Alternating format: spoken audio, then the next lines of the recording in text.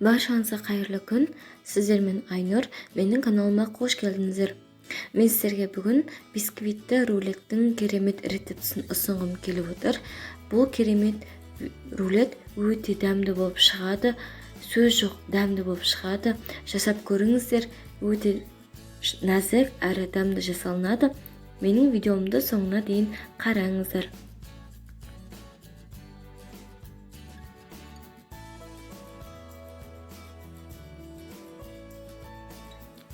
Ол үшін ыдысқа жұмыртқаның 2 ақ уысын саламыз және оны миксердің көмегімен шай жылдамдығынан бастап біртіндеп қоса отырып шайқайтын боламыз.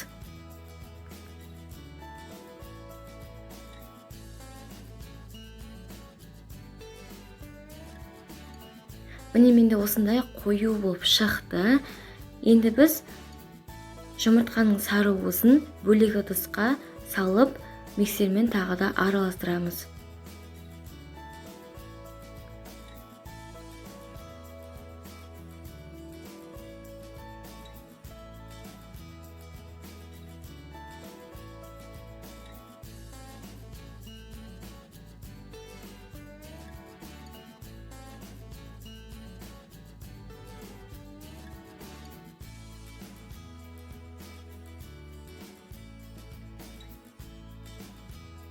Араластырып болдым.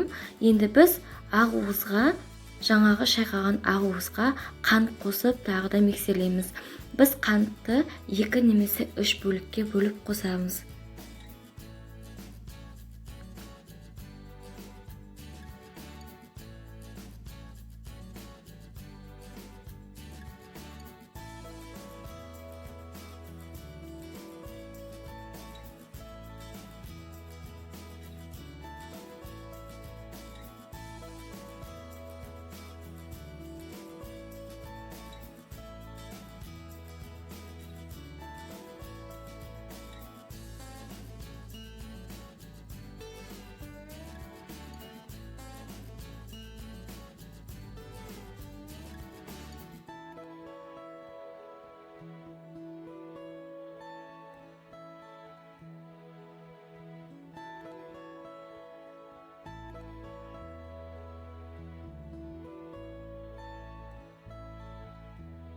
Ақ уызды шайқап болған соң, оның үстіне сары уызды қосып, тағы да миксермен араластырамыз.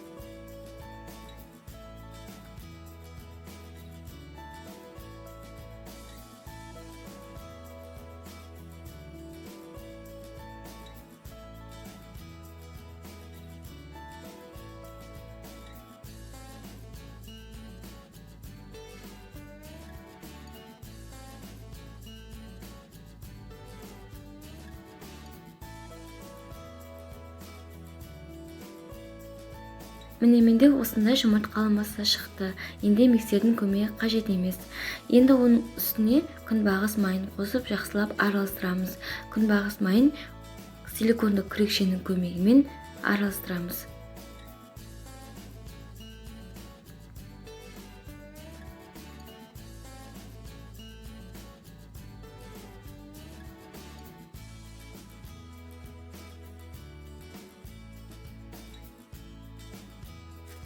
Араластырып болдым.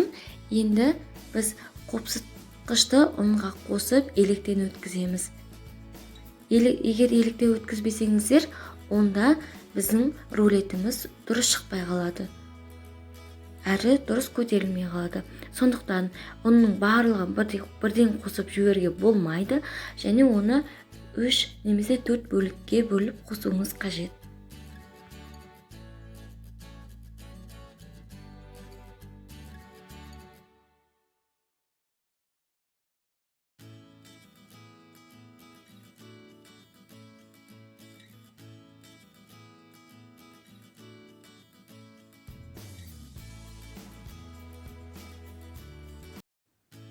Міне осындай қою масса шықты.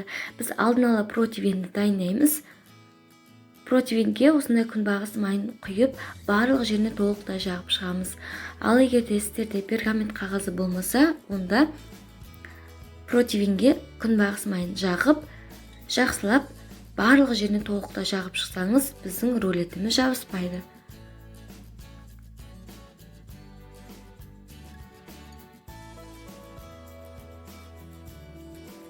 Енді рулетті противенге саламыз, яғни құямыз, барлық жеріне толықтай жететін қылып жайып шығамыз.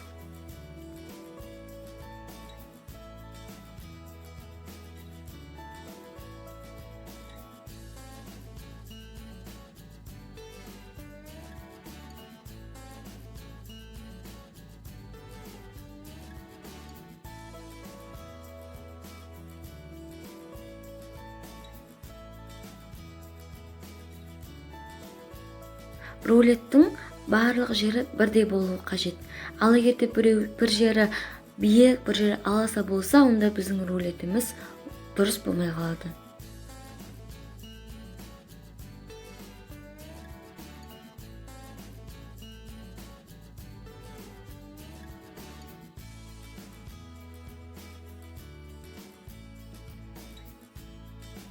Барлық жеріне толықтай жағып шықтым. Енді қызып тұрған пеште 170-180 градуста 8-10 минуттай пісіреміз. Менде 10 минуттай пісті.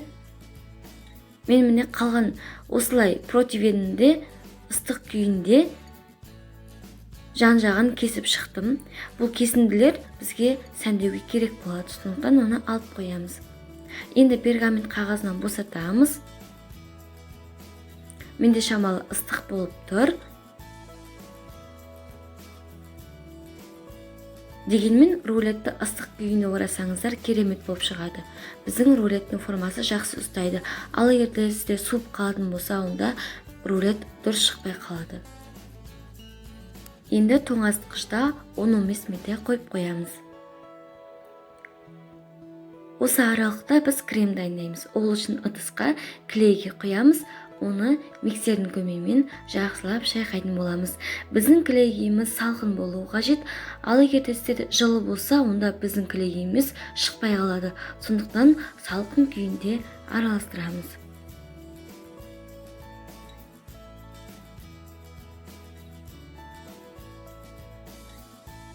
Менде 10 минуттай тұрды тоңазытқышта. Енді біз рулетті ашамыз, ортасына крем жағамыз.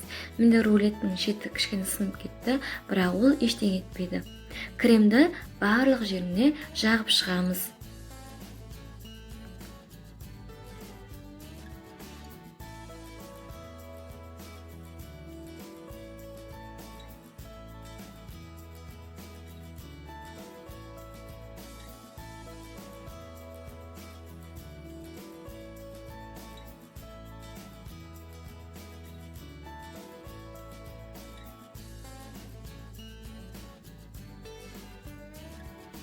Мен міне толықтай жақтым барлық жеріне.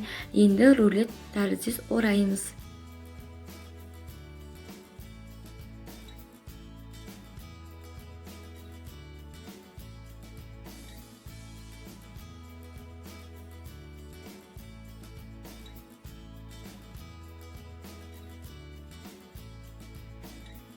Осындай артық жерін кесіп алып тастаймыз.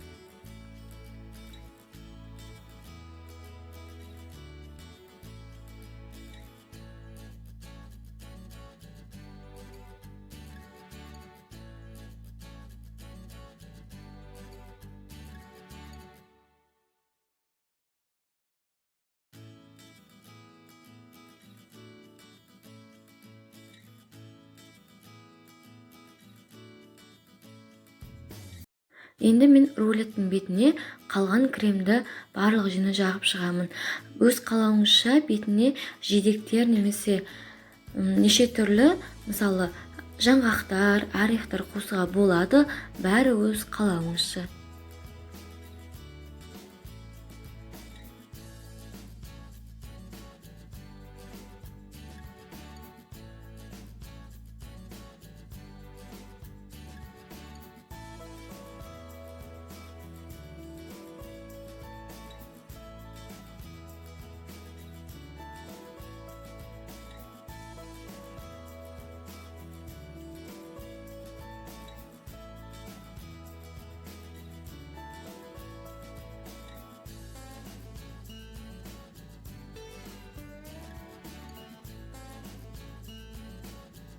Мен барлық жеріне толықтай жағып шықтым.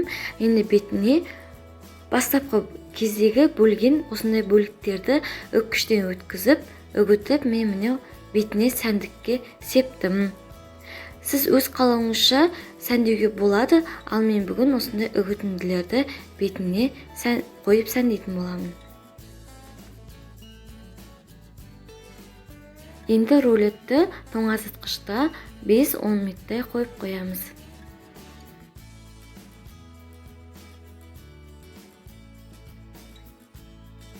Менде 10 минуттай тұрды тоңазытқышта. Крем толығымен сіңді деген ойдамын.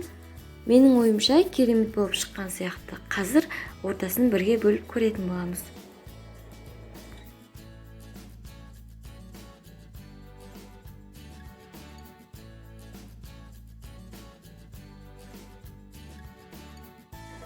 Қазір мен сіздерге ортасын көрсетемін. Дәмін татып көретін боламыз бірге.